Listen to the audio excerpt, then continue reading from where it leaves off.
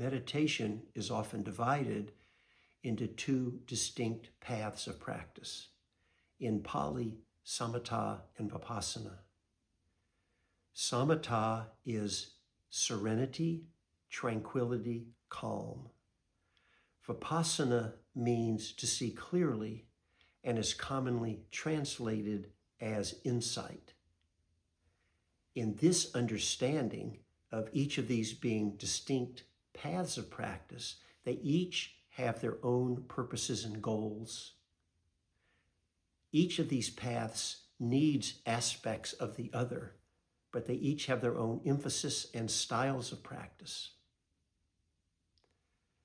Samatha is sometimes equated with Samadhi, but as we have seen, Samadhi comprises, it entails much more than the serenity and the calm, although those are certainly important foundational aspects of Samadhi.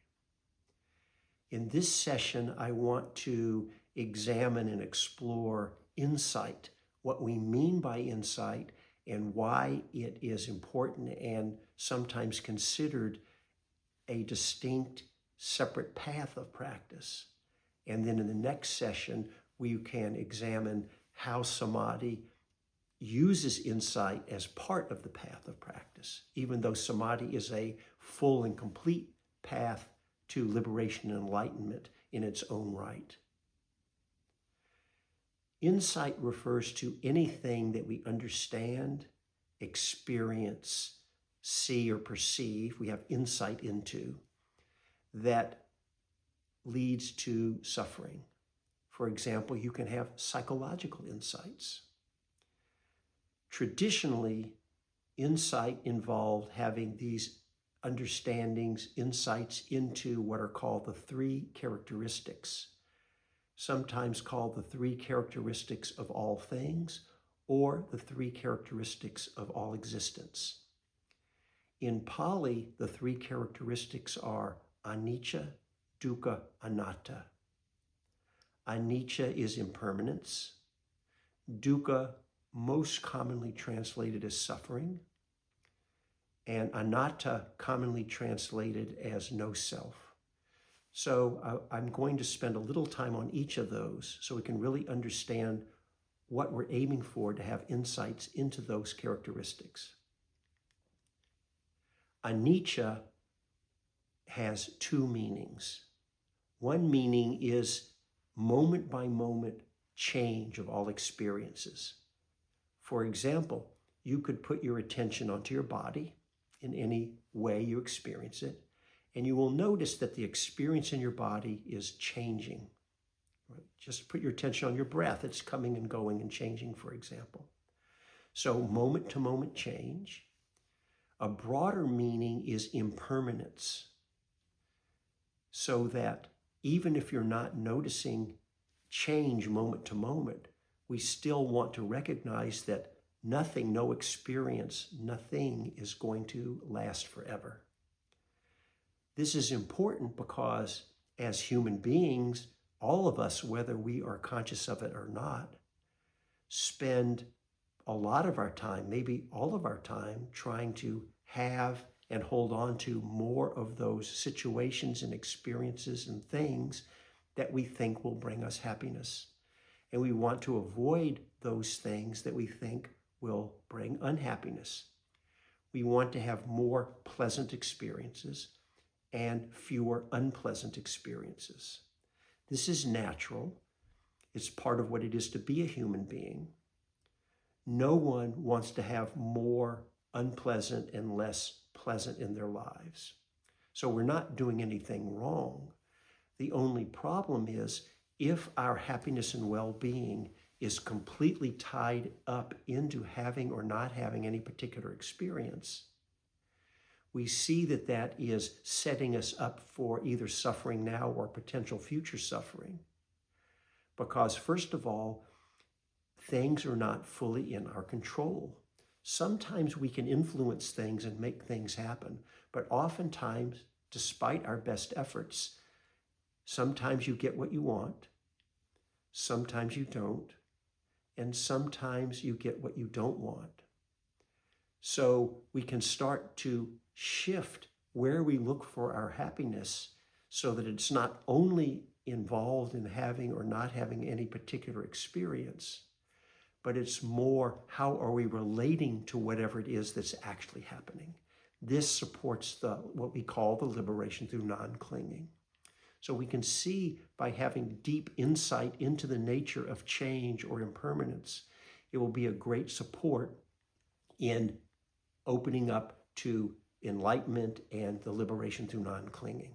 The second characteristic is closely related to impermanence. The word dukkha means unreliable or unsatisfactory. As I just said, things are unreliable. We only have so much control over making or preventing things from happening. Things are unsatisfactory because they're not going to last.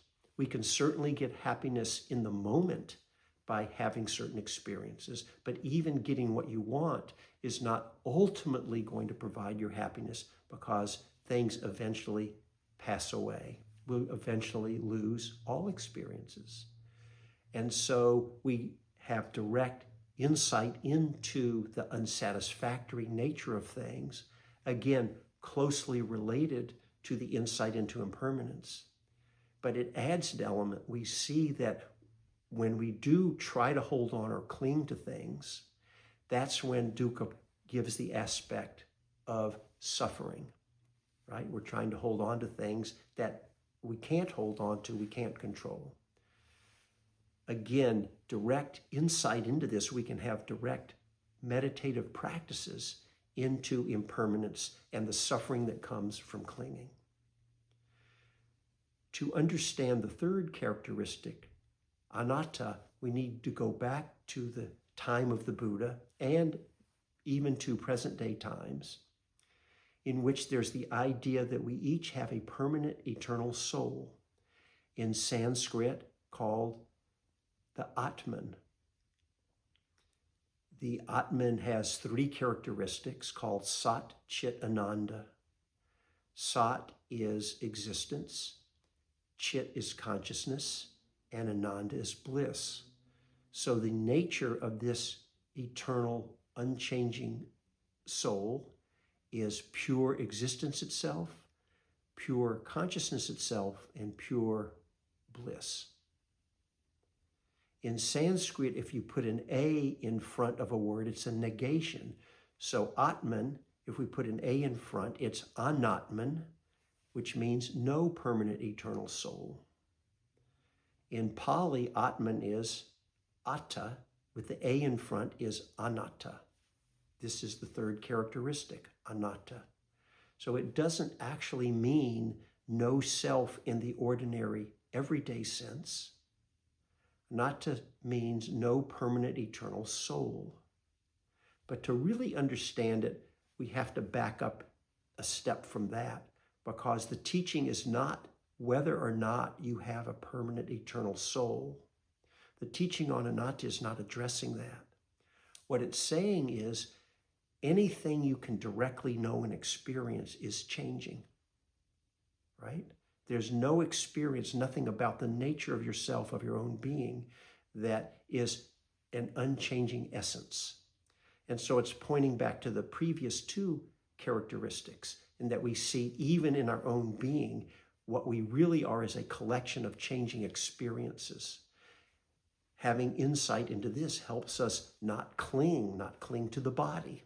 We see, for example, if we're clinging to youth or clinging to health, when the body ultimately ages or gets sick, it's a setup for suffering. Can we learn to be more in relationship to how things actually are?